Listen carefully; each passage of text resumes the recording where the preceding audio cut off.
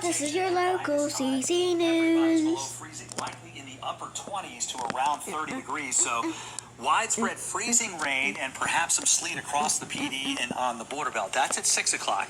Now watch what happens between 6 and 9 o'clock. Remember last night we were talking about the possibility of the colder air coming in a little bit sooner because the track had shifted a little bit to the east. Well, that indeed looks like it's going to be the case. So now the column of air farther inland from top to bottom is actually going to be a bit colder, especially as we get past 9 o'clock. And that may mean sleet freezing rain begins to change to some snow from Laurinburg to Bennettsville over toward Hartsville, including Chesterfield County. Now between 9 p.m. and midnight, more snow begins to break out across the PD and on the border belt. 25 and snowing, we think, in Laurinburg, Lumberton, Dillon. 26 in Darlington, 26 in Florence with some snow around. South and east of that line, it's sleet and, of course, freezing rain along the coast. Now, from midnight to 3 o'clock in the morning, snow has ended across the PD and on the border belt. It's a brief period of some snow that may cause some minor accumulations, which I'll show you here in a second. But at 3 o'clock in the morning, it's pretty much done inland. We may have some snow showers in the northern half of Horry County, extending back into central Marion and lower parts of Florence counties. South and east of there, it's probably sleet at this point in time along the immediate coast. And then from 3 to about 4 or 5 o'clock in the morning, the precipitation moves off the coast, and you may see some flurries along the Grand Strand, but don't count on any accumulation there. Bottom line, by Saturday morning at 8 a.m., it's just flat out cold and icy everywhere. Actual temperatures in the low 20s inland. We're in the mid 20s along the coast, but a north wind at 10 to 20 will make it feel like it's in the low to mid teens all morning long. Brutally cold on Saturday morning with probably ice in many areas. Let's talk about the ice. That's our biggest concern. And right now we're highlighting much of Horry County for the potential of significant icing. Significant is 0.25 to 0.5. From everything I've seen today with a little less moisture, just like we saw last night, I think we're going to be on the low end of this range. Still, a quarter of an inch of ice can cause some serious issues. There will likely be power outages. The roads very well could become slick. Bridges and overpasses, I think, no doubt will be quite slick as we head through the afternoon and, of course, the overnight hours on Friday night. And, of course, if you get enough ice, tree limbs can come down as well, causing further power outages. So it could be quite a mess tomorrow afternoon and tomorrow night for much of the area, especially over Horry County. But we'll see how the icing actually transfers or pans out here as we head through tomorrow and tomorrow night. Okay, so that's in Horry County. Southward into Georgetown County, not as much ice here. Around 1/10 of an inch seems to be most likely here. That can still cause problems. It just won't be as much as what we'll likely see in parts of Horry County tomorrow. Now, across the PD and on the border belt, some freezing rain, especially east of I-95, but it will mix with some sleet, so we'll cut down on the overall amount of ice here. And when you get back north and west of Interstate 95, some freezing rain, but more sleet, and then eventually the snow comes in as we head through Friday night. So that's a look at the ice accumulations and what kind of impacts we could have across our area. And keep this in mind. Whether you only get freezing rain, or you get a mixture of freezing rain and sleet, or a mixture of freezing rain, sleet, or snow, it's going to be bad traveling as we head through tomorrow afternoon and tomorrow night. So if you've got any traveling to do, each passing hour, things will get worse during the course of the day, especially inland. It may take a while through the afternoon along the Grand Strand for things to really start going downhill. And it's just a mess, I think, as we head through tomorrow night and Saturday morning. Let's talk about snow accumulations. Right now, we've introduced the chance for some accumulating snow inland. And right now, I think around 1 inch is possible from near or north of Florence to Darlington, Hartsville, Bennettsville, Dillon, Lumberton, and Laurinburg. South and east of there, what you see in the white could be a dusting or up to 1/2 inch from Florence to Johnsonville, Marion, Mullins, Loris, Greensea, over toward Whiteville. And south and east of here from Kingstree, Georgetown, Merle's Inlet, the Grand Strand. Again, it may end to some quick flurries here, but I think overall, it's not going to stick. So don't expect any accumulations right along the immediate coast. And we'll be fine-tuning this forecast as we head through the next 24 hours. As I've mentioned before, and it is absolutely true, a temperature change of just 1 degree or a slight shift in the deepest moisture can mean a world of difference in how much accumulates. So we'll keep a close eye on the numbers as we head through time. It's It's going to be an interesting day tomorrow as things start to unfold across our area. So here's a basic graphic that kind of recaps everything. What you see in the purple here, that's rain to start with very early tomorrow morning, then eventually going over to freezing rain, especially as we head through the afternoon. Ice accumulations, especially in Horry County, between 0.15 and 0.35. I don't think there'll be any snow and sleet accumulations along the Grand Strand. As you head westward to the lighter pink you see here, freezing rain to eventually sleet and then ending as some snow. I think 0.10 to 0.25 inches of freezing rain, about a half an inch of sleet, and up to about a half an inch of actual snow as well. And then along and west of I-95, that's where you have the best chance of seeing more snow. Some freezing rain, but mostly sleet, then eventually over to snow. Less than a tenth of an inch of any ice, a half an inch of sleet, and you may get about an inch of snow. So it could total 1 to 2 inches of snow and sleet the farther north and west you go. All right, let's talk about the cold after that. It's going to be brutal. Saturday afternoon with some sunshine, partly sunny skies, a north wind of 10 to 20. Highs only make it into the mid to upper 30s. That's above freezing, so things will melt. There'll be sun out as well, so that'll help melt things. But especially in those shady areas, not everything is going to melt. And if stuff does melt, it has to evaporate before the sun goes down, because if it doesn't, it's going to freeze solid. It's going to get cold pretty quickly. In fact, take a look at the numbers for Saturday night into Sunday morning. This is some brutally cold stuff. We haven't had cold like this in years. Temperatures into the upper teens inland to mid-20s along the coast. So once again, any liquid out there before sunset is going to very quickly freeze and make any driving very, very dangerous if the roads are not dry. And that's especially on some of the rural roads that are shaded. So keep that in mind. We head into Sunday, and it does get better. Mostly sunny skies. We warm into the mid-40s, which means we're really going to thaw out nicely with a southwest wind at about 5 to 10 miles per hour. And I think we're in pretty good shape by the time we get to Sunday, and hopefully in decent shape even by Sunday afternoon, or I should say Saturday afternoon. That'll just depend on how much freezing rain, sleet, and snow accumulate through Friday night, because we will make some progress melting and evaporating some of that frozen stuff as we head through the afternoon on Sunday. So in case you missed this last night, a lot of people asking, it's so cold here at the ground, how come we're not getting snow?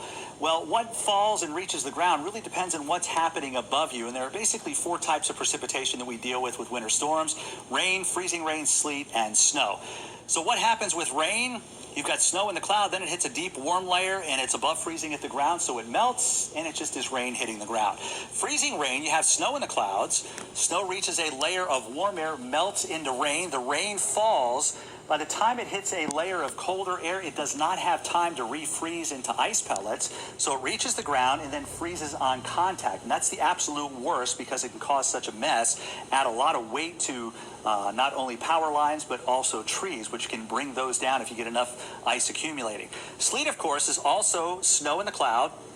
It's an area of warm air. It melts in the rain. That rain hits a deeper layer of cold air and has time to refreeze into tiny ice pellets that hit the ground. Those are not as bad because they kind of bounce around. They don't cling to anything and add weight to trees or power lines. And then, of course, to get all snow, you need the entire column to be below 32 degrees from the clouds all the way down to the clouds. And we're going to see all 4 forms of precipitation as we head through tomorrow. And I was thinking, what is it that has brought this winter weather into our area? You may remember last week we had the big storm out in the western United States. Well, here's your answer. A little fun here tonight. Check out Elsa and Anna, otherwise known as Mary and Palmer. They were out at Flat Rock in western North Carolina or South Carolina. I'm not 100% sure. And they brought the snow there. They come back to Myrtle Beach, and what do? They bring a winter storm with them. Pretty interesting. Great to see that picture. That made me smile today for sure. All right, that's kind of everything I had for you. So at this time, meteorologist John Smith, he's been monitoring your questions. So he's going to ask those questions, and I'll try to answer them for you. So if you have any good questions that we haven't gone over, you still have time to ask those. John? All right. I had a couple of people who say that they have to work tomorrow. They want to know what the best time to leave for work tomorrow will be. The earlier the better, because even though the temperatures will drop below freezing and freezing rain will begin to occur, it'll be a gradual process for things to get worse and worse. The first thing that will freeze will be bridges and overpasses. And as you heard me mention last night, a bridge or overpass has not only cold air above it, but cold air below it. So it's being cool from both sides. A road at least has the insulating warmth of the ground, at least temporarily. Eventually that will be overcome as well, and even some of the roads will eventually get covered with ice. So if you ask me, the earlier the better. All right. A few people have also wanted to know about Saturday and Sunday as well. They want to know what time the roads will be okay to travel. Most of the people want to know Saturday, but they also want to know, a couple of people also want to know about Sunday as well. It's a really tough call. It really is going to depend on how much we get during the day tomorrow and tomorrow night, and quite frankly, how much sun we get to melt anything that's on the ground and how quickly that evaporates. You may remember back, I think it was 2018, when we had the snow and ice. The sun came out, it melted, the roads were easily drivable, but they were wet. And as soon as the sun set and it dropped below freezing, man, the roads froze right back up. And that's probably going to be the case even on Saturday night with anything that's still lingering. So get past the morning hours on Saturday, and I think things are going to be a lot better, but they could get worse again on Saturday night. No matter what, you need to be safe traveling, because you never know. You could be on a dry stretch of road, then all of a sudden hit a slick spot and lose control of your vehicle. And sometimes that does not end very well. I've also had a few people just recently want to know about the bridges and overpasses and how safe those are going to be on, and for how long will they be safe. So I was listening to our newscast tonight. They made it clear they don't shut down the bridges and overpasses, but they are the first to ice up. So you got to remember that even if they salt them or brine or put brine in them, they still can get slick and still can be dangerous. So those are the things you have to be most concerned with when you're going over those bridges and overpasses. They will not close them. Of course, if somebody gets into a wreck, it's going to stop traffic, but your best bet is just to avoid those altogether if you can. A few people kind of related to the question about what time to leave for work tomorrow. A few people want to know how early should they be home from work tomorrow if they do have to go to work. It really depends on where you live. If you live in the on the border belt, by mid-afternoon, it's probably pretty icy in many areas, depending on how much precipitation comes down. It's basically the same for areas across the PD. For the Grand Strand, you might have a little time in the morning where there isn't any frozen precipitation, so you can get around with just wet roadways. But as we head deeper into the afternoon, there's a higher likelihood of freezing rain that will cause some issues. And again, the longer you wait to travel, the more likely it is you're going to run into problems. A few people also want to know what areas have the highest potential for power outages. That is a good call as well, a good question, I should say.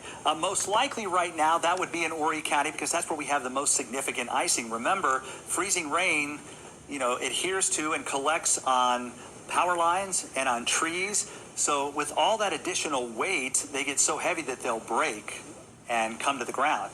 Trees, when they do that, they can pull power lines down. Of course, power lines can come down with that added weight.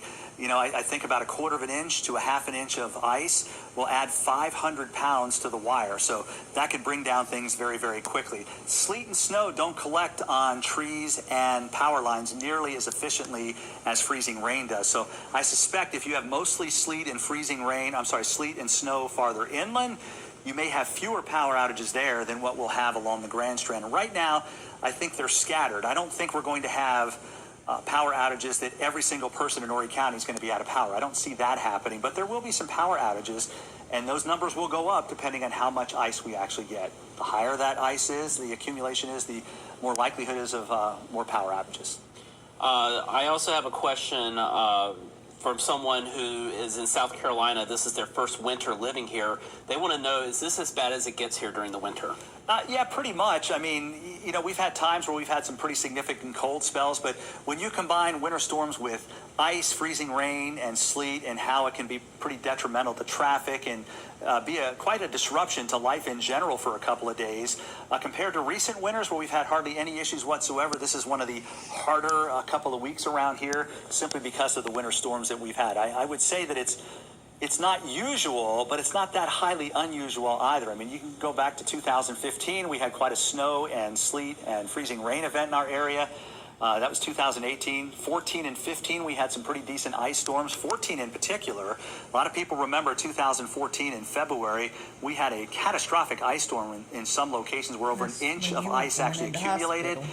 So we don't see anything as that devastating. This storm does not appear to be that huge of an ice producer. So that's certainly good news. We don't see what we saw back in 2014, but it still can be very dangerous with the amounts of ice that we're forecasting now. I just got a good question here. Someone wants to know if this winter weather is going to be affecting the airport, MYR in particular. Okay, so I don't cancel flights. I think you all know that. So what you're going to have to do is make sure you check ahead with your carrier. I think in the morning, barring anything else happening, flights shouldn't have any issues getting out in the morning because it's just rain in Myrtle Beach. If you're flying out of Florence or in Lumberton or points north and west of there could be issues, maybe not so much in Charlotte, but up toward Raleigh, and really no issues back toward Atlanta. So the earlier you're leaving, the better off, and the lower the chances are of you having any sort of a flight today or a flight cancellation. But they don't talk to me about whether they should cancel flights, and I'm kind of glad because I wouldn't want everybody mad at me for that. So just check in with your airlines before you head to the airport when you are going to fly. And someone also wanted to know, could this forecast still change at this point? That's a great question. And yes, it's hard to believe that here we are 12 to 24 hours from this event starting and really ramping up, that there could be changes. As I mentioned before, we've literally only moved our 20.25-inch accumulation line 15 miles. But if you're within that 15-mile area in Horry County, all of a sudden you have a better chance of seeing ice and perhaps greater impacts. And as I mentioned, the forecast models are guidance. They're not gospel. They're not perfect. So if the temperature happens to stay a degree or two warmer for many more hours, that would significantly reduce the amount of ice in our area. And the opposite is true as well. If it's a degree or two colder or it drops below freezing sooner than what we're thinking right now, we could have more ice in our area. So there's a lot of variables, and it's all going to play out as we head through tomorrow and tomorrow night.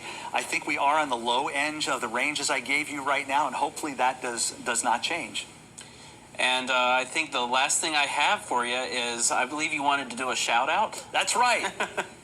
MJ Fittipaldi, she's our director. She has some friends watching tonight. MJ did a phenomenal job here tonight, so MJ, thank you very much for that. And John, you did a great job as well. All right, ladies and gentlemen, hope you have a great night. Stay warm. It's only getting colder through tonight. Please be very careful and make wise decisions as you head through tomorrow and tomorrow night. And we'll get through this together. We're with you the rest of the way here, not only tonight, through the daytime tomorrow night, and Saturday. There'll be time for sleep for our weather team over the weekend at some point. You have a great night, and we'll see you on ABC 15 tonight at 11 o'clock with new information. That's all for today's video. Goodbye. This has been your local CC News. Come through, and